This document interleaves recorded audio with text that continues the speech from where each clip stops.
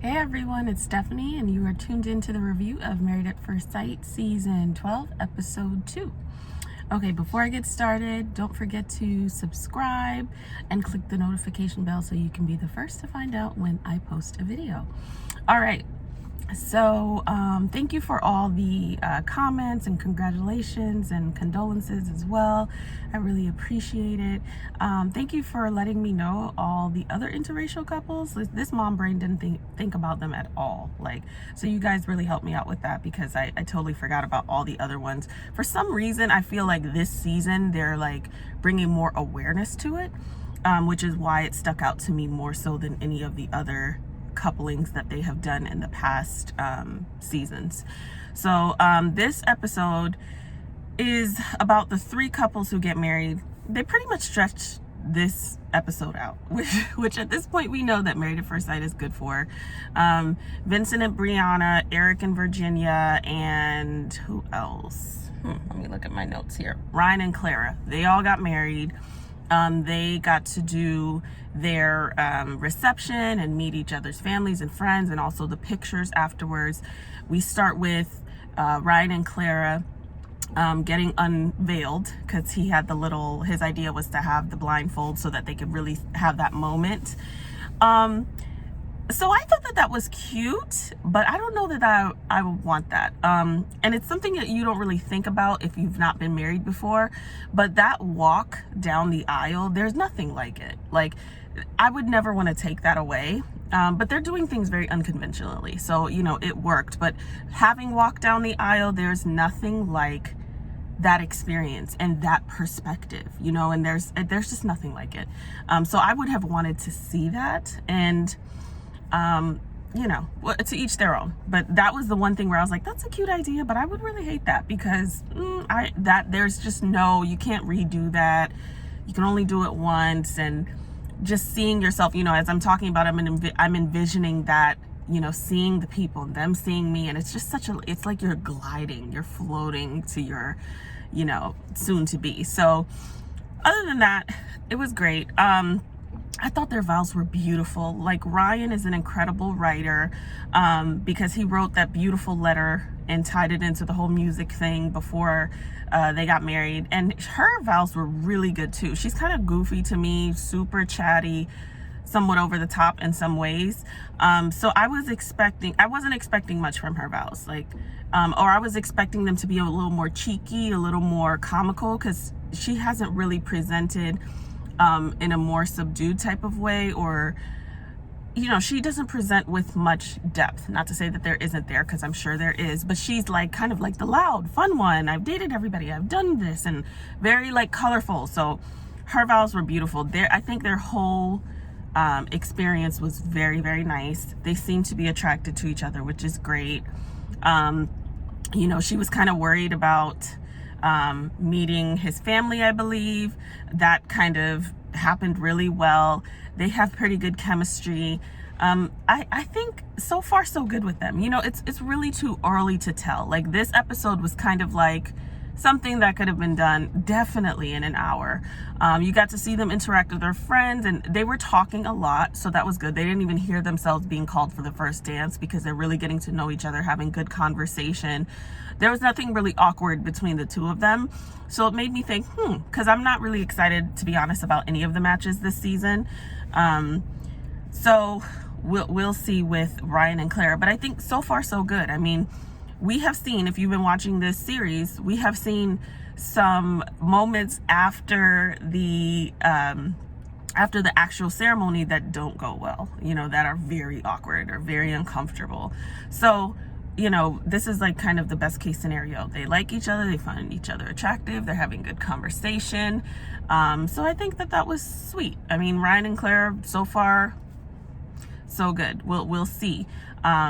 I can't really say much based on this episode this week. So yeah, that's Ryan and Clara. Next, we have Vincent and Brianna.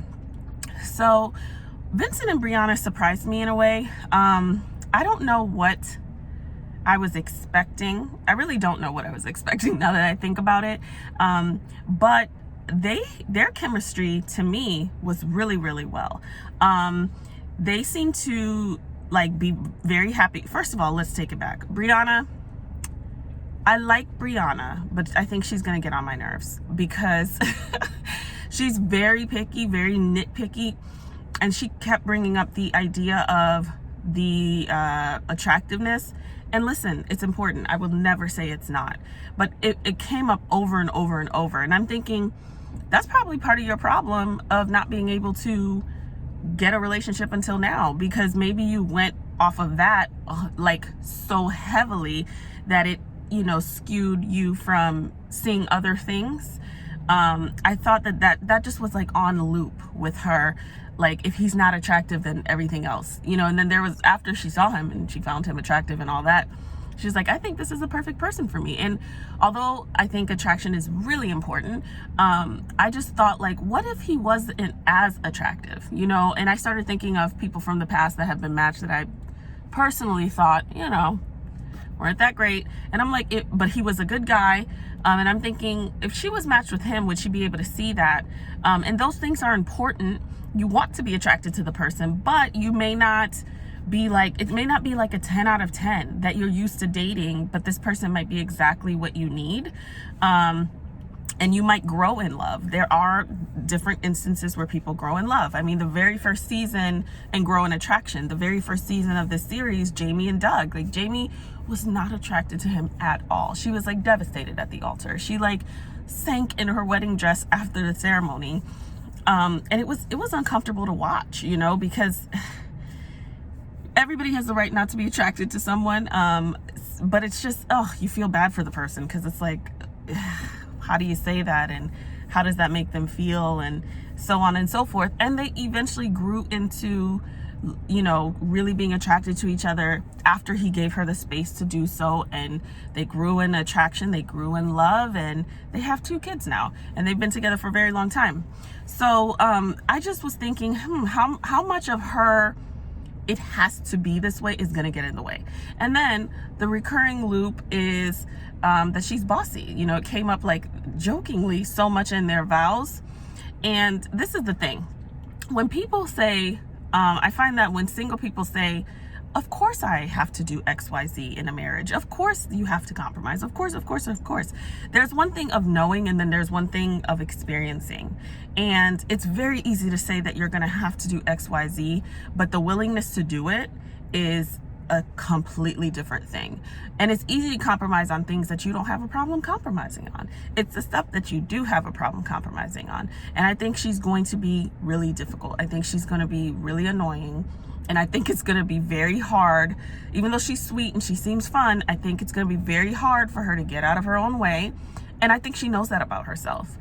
Even her mom had to call her to the carpet. Like, he might be, you know, more tidy than you. You might annoy him. Like, it's not just like, what if he's all these things? What if he's not? And Vince, to me, seems to be a little more open. Vince just wants to have what he didn't have. He's trying to create what he didn't have. And I just hope that she is like, she really is open to being more flexible than she's comfortable being, because that's what it's going to take. Her rigidity is going to get in the way significantly. You know, they laugh, and at the, I think, was it during one of the groomsmen's toasts, you know, he said that she's the boss in Spanish because he's from DR. And so, you know, that's funny. That's cute. Everybody says it. Happy wife, happy life. She's the boss. But like, there's going to be a lot of compromising. That's just what marriage is. And it's not going to be something where you just get to, like, you'll be able to flex and be bossy in some ways. And then there'll be times where that's just not going to fly. And it's going to be very problematic. So I hope that she can do that. But they have good chemistry, more than I thought that they would have, because I wasn't really seeing it before. But they are happy with each other. They're talking about where they're from, and he wants to teach her to dance. He seemed a little disappointed that she couldn't cook, but then he turned it around and said, hey, we can cook together. We can make a night of it. So I don't know. I will say that I have hope. It's not high hopes, because based on their matching, I didn't see, once again, any couple that was like, this is a great couple. Like I saw last season with like, Bennett and I can't think of it. Amelia, Bennett and Amelia. But that couple, I was like, okay, they couldn't have found, like, they were created for each other. There's nobody else in this world that is as perfect for each other as they are. I didn't get that this season, but we'll see. So that is Brianna and Vincent. Last who got married and then went through their whole ceremony and went through their whole reception night was Eric and Virginia. So Eric and Virginia did surprise me. They have good chemistry, but I think it's like lust. I don't think it's like deep connection. And I know it's early, but sometimes there's a vibe that shows like more depth, like, oh, this can really go somewhere. I still stand by what I say. I don't think Eric and Virginia are a good match. She is in her 20s and bar hopping across, Peachtree Street, okay? And he is settled. I mean, this is what I said in my first review when I said I hated that none of these young ladies are 30. They're not even 30. They've been waiting their whole lives. How long has that been? Some of y'all just got out of college, really, to be married. And that jump from 25 to 30 and 30 to even 35 is huge. And so at 26, you're in that like young adulthood where you're out of college, you're starting to kind of have some self-awareness, some, not all, and a lot will change. You're starting to make money for real, sometimes not a lot, but money enough to where you're independent and you're experiencing life in a different way, but you're still partying. You're still partying because you can. It's like an adult partying type of thing. And by the time you're 34, that vibe is completely different. You've been there, done that, not necessarily interested in redoing it again. Like now it's looking like, oh, let's take a couples trip, let's do a lounge one night, but mostly it's not necessarily bar hopping and going out all the time. So they're not matched in that way. The only way that will work is if he's out of town and she's just like, oh child, my husband is gone, thank God, like now I can do my thing. Because you see that he is reserved and he's kind of like, okay, what is going out all the time? What does that really look like? And he doesn't drink that much. She couldn't, I don't know. I mean, if we had to play a drinking game of how many times she asked for a drink, okay, I would have probably blacked out during the episode. But that's just her vibe, and I just don't think she's ready for what she thinks she's ready for. Their lusty connection is the one thing that worked, and even that to me, because he's very conservative, and he seemed a little uncomfortable. I think towards the end of the night, then he started kissing her, but she was like going in on it, and he was accepting it like, whoa, okay, this chemistry is working, surprisingly so. And he even said she's more aggressive. And I could see in his body language that he was like a little rigid, even though I really like Eric. Eric was a little uncomfortable. I mean, it was obvious to see. At some point, I thought it was going to be like a no means no campaign, because he was just like, every time she kissed him, there was like a little, something that pushed him back, almost like it was a little too much for him, even though it's like, wow, this is new. And she's kind of like, well, we're married and he's my husband and we should be able to touch each other and do whatever. And I'm like, okay, I mean, I get that. Like, maybe let's play that game on the honeymoon, but y'all met 2 minutes ago. So I don't think that that's going to work long term. I think she will be fun. I don't think that he is going to get what he needs from her unless she shows a different side of maturity that we have yet to see. And I think that they did a disservice by matching a man who has already been married and one who is seasoned in age in comparison to who they matched them to. Like with her, they should have matched him with someone who was a little more settled, wanting to really dive into this married life for real, because it's like there's a chance here that it may not work out, and the second marriage doesn't work out. He's been there, done that, and he deserves someone else to me. I don't know. I hope it turns out differently. I hope that she proves me wrong, but I feel like playing around with this particular individual, how did the matches even match up for Eric to end up with Virginia? She's a little bit of a wild child, and it's no judgment. I just think let her be a wild child. Let her wear purple eyeshadow and, bar hop across Atlanta. Let her do that. actions need to match up with words. So yes, I want to be married and blah, blah, blah. But okay, you want to be out 5-6 nights a week. Like, it's not going to work. Somebody wanting to have children and settle down, like you're not going to want to do that. You're not going to have time for that. Even if you do have a partner who likes to go out often, probably 5-6 times a week, it's not happening. There's a lot of moving parts in a marriage that requires some give and take. It requires some energy that is somewhat settled in a way. So I really don't like this match. I thought it was, entertaining to watch at best yesterday or not yesterday, 2 days ago, because, it was surprising, but I don't think that the match is good. She even mentioned some things about her family, and you can see, that Eric, he's kind of like live and let live, but he also has his perspective. He also is very conservative. Everybody has their own perspective, and they're allowed to have their own perspective. His family, his mom seems kind of tightly wound, sweet, but the family, it's just a complete dichotomy. Like, even them standing next to her, watching her get that drink, it's like there was just an air of judgment.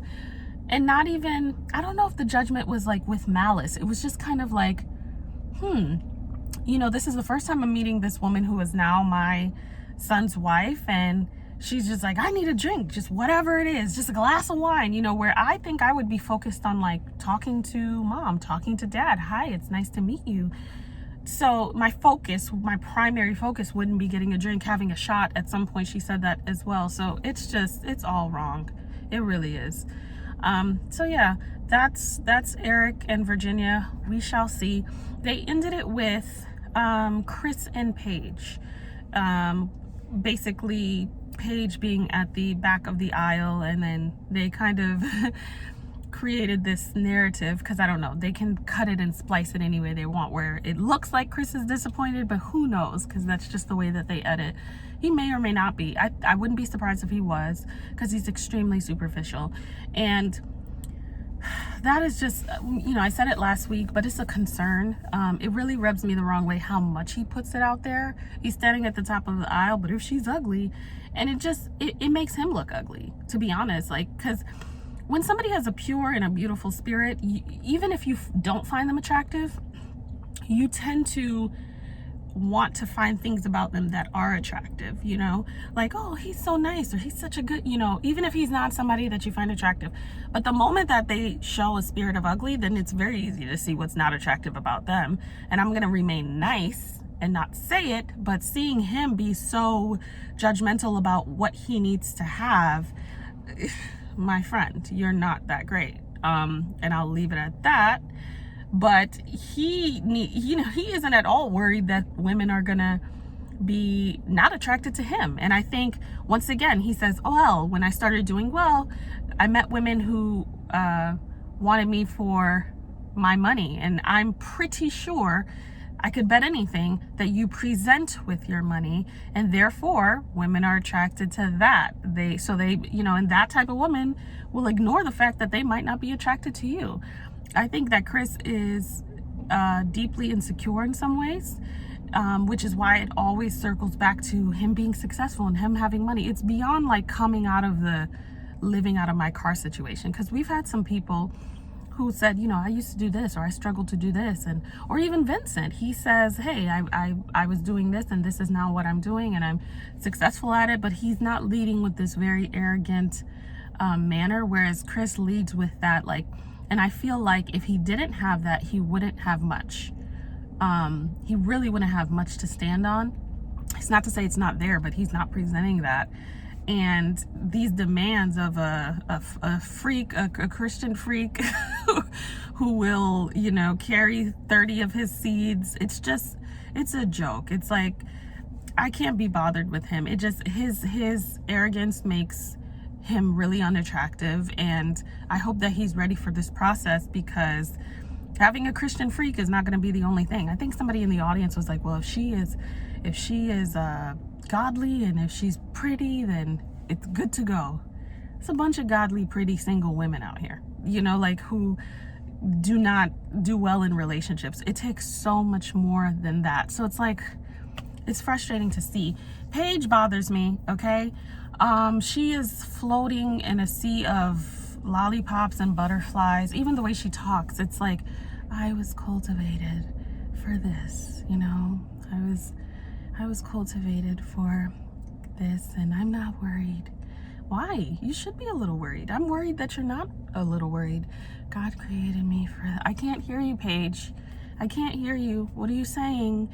You know, it's the Holy Spirit is talking. I don't think that's the Holy Spirit. I don't think, I don't know. It might be a different spirit, but it just feels very, Paige, get with the program, girl.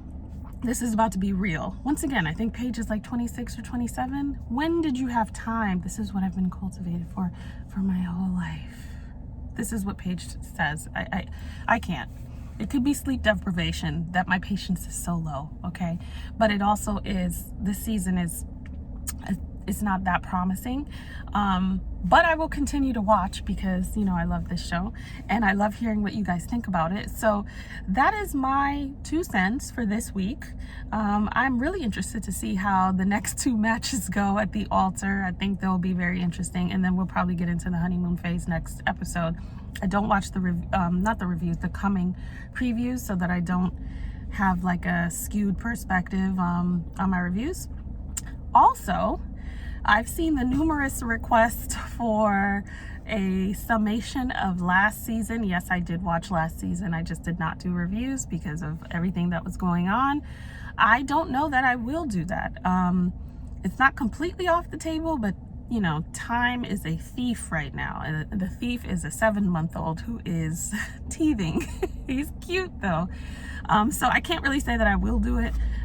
You know, if I do, I might do like just a long video and just talk about how I feel the whole time, about the whole season. I might throw my husband in here. We might talk about it together. I don't know, but I'm definitely not going to do season by season, and I can't say 100%, but I have seen the requests. And at first I was like, I'm not doing that. Absolutely not. I had no intention because I'm so exhausted, but because I keep saying it, I just may do it. I will let you guys know. But anyways, thank you for listening to me this week. Don't forget to subscribe, comment, and share, and I will see you guys next week. Everyone have a great weekend.